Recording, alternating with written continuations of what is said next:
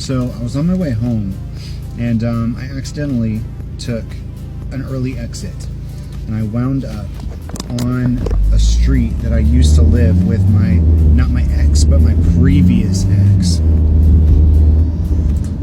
And that relationship wasn't 10 years like my last relationship. That one was only like 3 years. In a quarter mile, turn left onto Guilford Road.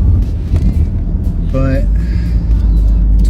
I wound up driving by his house, and I don't think they live there anymore, but I ended up I was living with him and his family for like 3 years, because when I was a teenager, my mom kicked me out a couple times, most of the time over nothing, but she did it to all of us. Every one of my siblings got forced out at one point or another. And when I moved back, it was because my sister allowed me to, not my mother.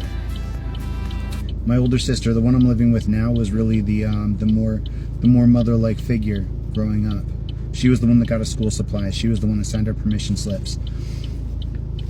She was the one that let me come back. So it makes sense that now, even though my mom's off in Tennessee doing her own thing, all the rest of us siblings are living in the house that she bought, Like, she's still the matriarch of the family. But before she had really assumed that role, I got kicked out. And I ended up living with that ex and his family for about 3 years. And to this day, I still have nightmares that, in the dream, I will realize, no, I left him, a long time ago. I left him so long ago. What am I doing here? And then, I'll have to explain to his parents that, no, I broke up with him, forever ago. I need to leave. And I will just in the dream, I will have to re-go through that process of liberating myself from that relationship, which was arguably worse than my last one. The guy I married was nothing compared to that relationship. But for some reason, I found myself in front of his house, and I would never in a million years want to talk to him. Even though it's been 15 years, something like that, I still don't want to see him. It doesn't really matter if he's changed. I hope he's happy. I really do. I hope that, everything worked out for him. I hope that him and his family is doing great. But I never for one moment regretted leaving that situation either. And it seems to be a theme of the week here, looking back at previous relationships that I left and thinking to myself, thank God for that. Thank God I left that. Thank God that's not my reality anymore. There is not a hint of regret, not any time that I broke off a situation. And in both of those scenarios, I probably stayed way too long. But, if there's anything to take away from this, it's that we should be reflecting on how free we really are now. And I think that part of me had to go there to face the emotions that it would bring up. Because, like I said, I have nightmares about it. That I'm back in that house. And it wasn't a bad house, it wasn't a bad neighborhood, it wasn't a bad situation. But that was my first really long, intense relationship. My first committed relationship. And I wasn't sure I was going to survive it. Genuinely. I wasn't sure I was. But I went up there anyway, I somehow wound up in front of there, and I took that turn and I looked at it. It wasn't the same cars. It didn't look like they were still there, but there was something freeing about just going there, proving to myself that it's not something I need to avoid. I think that there's also an energy today of completion in a way. At work, there's this back room, right? And there was this fence. And that fence was holding me back from utilizing the space on the other side. It was like crammed full. It was like a little fence cubby filled with broken furniture and like old paint and like just 9 kinds of stuff that was just totally not useful. And it was just garbage. It was just needing to be cleared out.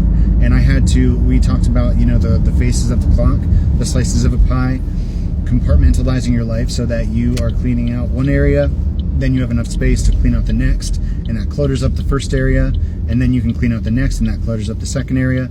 And then eventually, by process of going back through that clearing the areas, you wind up reducing down the problems until there's none left. And today I finally hit that point where I have cleared out every area in a rotation so many times that there is nothing left. I cleared out that last area. I removed that bit of fence that was causing all the blockages in the first place. And it's gone. It's clear. And I used it today, and it was like so freeing. It was so liberating to be able to take multiple pathways to get wherever I wanted to get to wanted to go in that back room. And I'm kind of associating that with this energy right now of facing, like, going to that house was in essence tearing down that fence. Tearing down that fence was the equivalent action here. So I think that there's something important here right now about facing a latent fear that you may not even remember you have. Something that scares you and you're not really sure why, that doesn't make a lot of sense, something you've maybe been removed from for God knows how long. But right now, it's time to clear that in order to open up the avenues of energy, in order to clear out your energetic pathways or allow new things to come into your life. You have to make that space. Also, I don't know if I showed you guys or not, I got my new key. This is the new antique key for my key ring.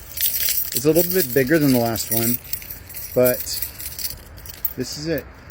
And I thought about like sanding it down and making it iridescent like the kids are, but if I do that, it's not going to be right now.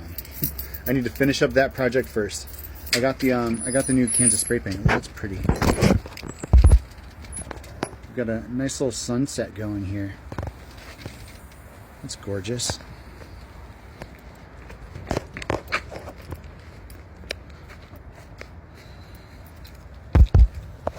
ADHD, what was I talking about? The keys. I think I'm going to finish up the kids' keys, and then we're going to see about making mine iridescent. But I don't know if I like the gray vibe. Like, I'll show you. Their keys have this like metal primer that, like, yes, it's iridescent, but they're primed gray first. So like they're iridescent, you can't really tell right now, but they're going to be gray and iridescent, as opposed to what I thought was going to be a more metallic look. I thought it was going to look like a golden ass key, but iridescent, and it's just not how it's going to work out. So because I didn't get it done in time for Christmas though, I have options. I could, if I wanted to, ooh, let's put this here. Maybe over here for now. I have to organize over here, find a better home for everything. It's kind of messy. But I've got till July. We're doing Christmas in July. That's when I'm going to give the kids their Christmas present. So maybe I can find a new primer that is more, I don't know, metallic. That would be nice. We got a plan. We got a plan. Also, elephants are a prominent thing today. Look for elephants. So Leica sees it.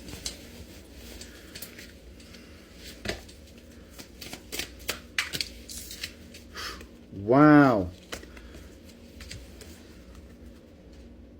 4 of Pentacles, 10 of Pentacles, and the Strength card. We've got divine guidance toward the Ten of Pentacles coming from discipline.